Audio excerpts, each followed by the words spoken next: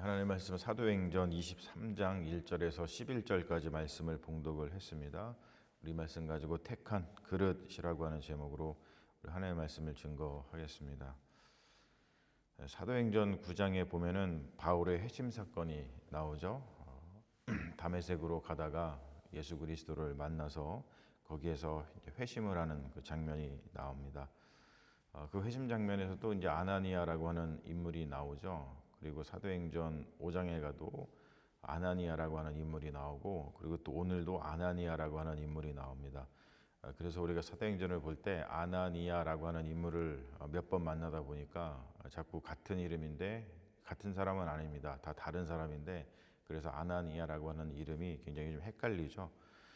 사도행전 9장에서도 보면은 아나니아라고 하는 제자에게 그리스도께서 나타나서 바울에게 가서 그에게 이제 안수를 하고, 바울이 이 눈에 이제 비늘이 쓰여졌잖아요. 그것을 이제 벗기게 하는 그런 일을 명령하시죠. 그때 마지막에 주님께서 이 아나니아라고 하는 제자에게 이런 말씀을 하십니다. 가라, 이 사람은 내 이름을 이방인과 임금들과 이스라엘 자손들에게 전하기 위하여 택한 나의 그릇이라. 그가 내 이름을 위하여 얼마나 고난을 받아야 할 것을 내가 그에게 보이리라. 이것이 사도행전 9장 15절에서 16절에 나오는 그러한 말씀입니다. 바울은 여기에서 보듯이 택한 그릇이었어요. 택한 그릇. 이것을 우리가 잘 알고 있는 말로 바꾸면 소명의식이라고 이야기를 하죠. 바울에게는 이러한 자의식이 있었습니다. 나는 하나님께 택함을 받은 사람이야. 하나님께서는 나를 택하셔서 이방인들에게, 그리고 임금들에게, 그리고 이스라엘 자손들에게 복음을 전하기 위해서 택한 하나님의 그릇이야. 이러한 자의식이 있었다는 것이죠. 이것을 소명의식이라고 이야기를 합니다. 사실 이 바울에게는 이러한 자의식이 있었기 때문에 어떠한 고난도 당했고, 그리고 당당하게 고난을 당할 수 있었고, 그리고 고난을 당한다는 것은 굉장히 어렵고 힘든 일이잖아요. 그런데 그 어려움을 기꺼이 감당할 수 있었다고 하는 것입니다. 사실 이러한 자의식은 아무도 못 말리죠. 소명의식. 우리 그리스도인들에게는 사실 이러한 자의식이 있습니다. 뭐냐면 주님께서 부르셨다. 정말로 좋은 유산이죠. 우리 그리스도인들에게는 이런 소명의식이 있습니다. 주님께서 나를 부르셨다. 그렇기 때문에 우리가 부름받아 나서니 몸 어디든지 가겠다라고 하는 이 마음속에 그런 믿음이 있게 되는 것이죠. 그런데 보면 요즘 그리스도인들이 이런 자의식이 좀 많이 없어진 것이 좀 아쉬운 것 같아요. 요즘에는 보면은 그냥 내 인생은 내가 사는 것이지, 이러한 생각을 가지고 사는 사람들이 너무나 많이 있고, 그냥 우리 세상에서도 네 인생은 네가 사는 거야 뭐 이렇게 이야기를 하죠. 그러지만 우리 그리스도인들에게는 조금 다른 어떤 삶의 모습들이 있죠. 그것이 바로 뭐냐면 택한 그릇이다. 소명의식입니다. 하나님께서 나를 부르셨다 라고 하는 이러한 자의식, 이러한 소명의식이 있을 때 우리의 삶은 좀 더 달라질 거라고 생각을 합니다. 오늘 말씀의 대제사장 아나니아, 하나냐입니다. 성경의 구약 성경에 보면 하나냐라고 하는 말이 나오죠. 신약 성경에서는 아나니아 이렇게 표현을 하는데, 여호와는 은혜로우시다, 여호와의 은총이라고 하는 뜻을 가진 이름이죠. 대제사장 아나니아가 등장을 하고, 그리고 그와 바울이 이렇게 대결하는 그런 장면이 나옵니다. 유대교 공의회에서 연설을 하고 있는데 바울이 이렇게 자기를 진술합니다. 나는 하나님 앞에서 삶을 살았고, 그리고 선한 양심을 가지고서 하나님 앞에서 살았다. 이렇게 자기 자신을 소개를 하고 있어요. 그랬더니 대제사장 아나니아가 이 바울의 그러한 진술에 반응을 하는데, 어떻게 반응을 하냐면 그 입을 치라라고 하죠. 폭력을 사용합니다. 그러니까 바울이 지금 나는 선한 양심을 가지고 살았고, 나는 선한 양심으로 하나님 앞에서 살았다라고 하는 이 말이 듣기 싫었던 거예요. 꼴 보기 싫은 것이죠. 그러니까 하나니아가 옆에 있는 관료들한테 저 입을 쳐라라고 하면서 폭력을 사용합니다. 자, 그랬더니 바울이 반응을 하죠. 회칠한 담이여, 하나님이 너를 치시리로다. 내가 나를 율법대로 심판한다고 앉혀서 율법을 어기고 나를 치라 하느냐. 이렇게 반응을 합니다. 굉장히 지금 이 바울이 아나니아 대제사장이 하고 있는 일에 대해서 반기를 드는 겁니다. 그랬더니 옆에 있던 어떤 사람이 고함을 칩니다. 바울에게 대제사장, 하나님의 대제사장을 네가 욕하느냐 이렇게 이제 반응을 합니다. 자, 그랬더니 바울이 어떻게 반응을 하냐면 5절에 보면 바울이 이렇게 얘기를 하죠. 나는 그가 대제사장인 줄 알지 못하였노라 이렇게 대답을 합니다. 여러분, 이것은 바울의 위트가 담긴 말입니다. 바울이 대제사장을 모를 리가 없어요. 그러면 왜 이렇게 바울이 말하는 것일까? 바울이 말한 것의 뜻은 뭐냐면 나는 과연 이런 사람이 대제사장일 수 있는지 모르겠다 이렇게 이야기하고 있는 겁니다. 여러분, 우리가 살아가면서 그렇잖아요. 어떤 사람이 정말 이상해요. 내가 알던 사람이고 그 사람은 유명한 사람인데 그냥 이상한 짓을 하고 이상한 일을 합니다. 그러면 난 저 사람은 모르는데요. 이렇게 우리가 사실 대답을 하죠. 그래서 그 사람의 존재를 부정을 하면서 위트 있게 그 사람을 이렇게 까는 거죠. 요세푸스에 따르면은 아나니아 이 대사장은 굉장히 탐욕스럽고 불의하며 유대 율법의 비헌신적인 인물이었다 이렇게 기록을 하고 있습니다.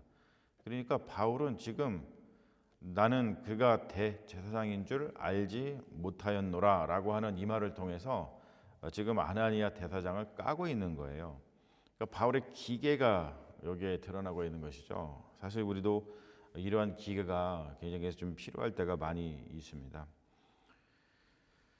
이런 바울의 연설을 들으면서 이제 사두개인이 앉아 있었고 바리새인이 앉아 있었습니다.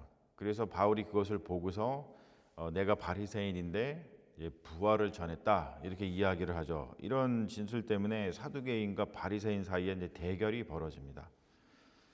사두개인은 완전 기득권이었어요. 그래서 이 사람들은 부활이 없다라고 이야기를 하죠. 여러분, 부활이라는 것은 뭐냐면 단순히 예수님이 죽었다가 다시 살아났다. 우리 이제 인간이 그리스도인이 돼가지고 예수를 믿으면 죽었다가 다시 살아난다. 이런 어떤 생물학적인 현상을 말하는 것이 아닙니다. 부활이라고 하는 것은 새로운 세상이 있다라는 것을 선포하는 거예요. 우리 한국말로다가는 개벽이라고 이야기를 하죠. 기존의 질서가 뒤집어지는 것이죠. 그래서 이 부활이라고 하는 말은 최고의 정치적인 개념입니다. 자, 그런데 사두개인들은 부활이 없다라고 부정을 합니다. 여러분, 그럴 수밖에 없죠. 사두개인들은 완전 기득권이었어요. 새로운 세상이 오는 것을 싫어합니다. 왜냐하면 지금 이 세상에서 자기들이 기득권을 가지고 있기 때문에 그렇습니다. 당연히 지금 기득권을 가지고 있는 세력은 새로운 세상이 오는 것을 거부하고 싫어하겠죠. 자, 바리새인 같은 경우는 대중적으로 인기가 있는 그룹이었는데 이 사람들은 부활이 있다는 것을 믿었습니다. 하지만 이 바리새인들에게 부활은 무엇일까라고 생각을 해봤을 때 바리새인들에게 부활은 자기들 세상이 오는 것에 대한 열망이 거기에 담겨져 있어요. 그러니까 바리새인들이 열망하고 있는 어떤 부활도 건강한 것은 아닙니다. 바울이 전하는 이 부활은 사두개인들이나 또는 바리새인들이 말하는 부활이 아니었습니다. 바울의 부활은 하나님 나라였죠. 주님만이 다스리시는 평화와 정의와 사랑의 나라, 이것이 하나님 나라입니다. 사실 이 하나님의 나라를 우리의 삶의 자리에서 이루고 살아가는 그것이 바로 그리스도인의 삶이다, 이렇게 우리들이 알고 있습니다. 자, 오늘 말씀을 보면은 바울은 하나님께 택한 그릇으로서 지금 이 사두개인들이나 바리새인들, 즉 뭐냐면 유대인의 왕들이죠. 이 사람들이 유대인들이 어떠한 그 집권하고 있는 임금들입니다. 이 사람들 앞에서 지금 증언하고 있는 거예요. 아까 우리가 봤습니다만 이 사도행전 9장에서 하나님께서 바울을 나의 택한 그릇이다 이렇게 아나니아를 통해서 선포하셨듯이 이 사람이 내 이름을 이방인과 임금들과 이스라엘 자손들에게 전하기 위하여 택한 나의 그릇이다 라고 하는 지금 이 소명 의식을 가지고서 이 말씀을 전하고 있는 것이죠. 주님의 부르심에 합당하게 바울은 지금 유대인 지도자들, 임금들입니다. 그리고 이스라엘 자손들에게 하나님의 나라를 선포했습니다. 그리고 나서 오늘 마지막 말씀에 보면은 이런 말씀이 있잖아요. 네가 지금 예루살렘에서 유대인들의 임금, 유대인들에게 복음을 전한 것처럼 로마에 가서도 똑같이 이렇게 전하게 될 것이다라고 주님께서 바울에게 말씀하고 있으시죠. 바울은 예수 그리스도의 부활을 선포했어요. 여러분, 부활은 믿는 것이 아니라 사는 것입니다. 하나님의 나라는 믿는 것이 아니라 그 나라를 사는 거예요.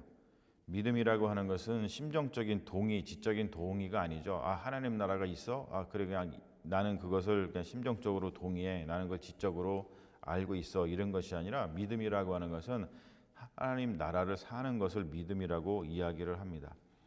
우리가 바울처럼 우리에게도 택한 그릇, 그리고 소명의식, 그것에 대한 자의식이 있으면은 정말로 좋겠어요. 여러분, 신앙이라고 하는 것은 이런 것이죠. 하나님께서 부르셨다. 우리가 작년에 이 레위기에 대해서 공부를 할 때 저희가 이야기를 했어요. 뭐라 그러냐면은 레위기의 주제죠. 하나님께서 우리를 부르셨다. 하나님께서 부르셨다. 레위기가 그렇게 시작을 합니다. 바로 이게 신앙입니다. 신앙은 하나님께서 부르셨다라고 하는 자의식을 갖는 거예요. 여러분, 그럴 때 우리의 삶이 달라지겠죠. 그럴 때 우리의 교회가 달라질 거고, 그럴 때 이 세상이 달라질 겁니다. 바로 이렇게 자의식을 가질 때 바울처럼 택한 그릇으로서 이 세상을 살아가면서 부활의 삶이 바울에게 가득해서 그 부활의 삶을 사람들에게 증언했던 것처럼 우리도 바로 택한 그릇으로서 이런 소명의식을 가지고 자의식이 생기면 우리 안에 부활의 삶이 가득하기 때문에 그 부활의 삶을 세상 사람들에게 전할 수 있는 거예요. 여러분, 그럴 때 우리의 삶이 변하고 우리의 교회가 변하고 우리의 세상이 변하게 되는 것이겠죠. 이러한 택한 그릇, 소명의식, 바울이 가졌던 이런 자의식, 이런 것들이 바로 우리에게도 임해서 우리의 삶 가운데 부활의 삶이 가득하기를 주님의 이름으로 축원합니다. 아멘. 우리 잠시 기도하겠습니다.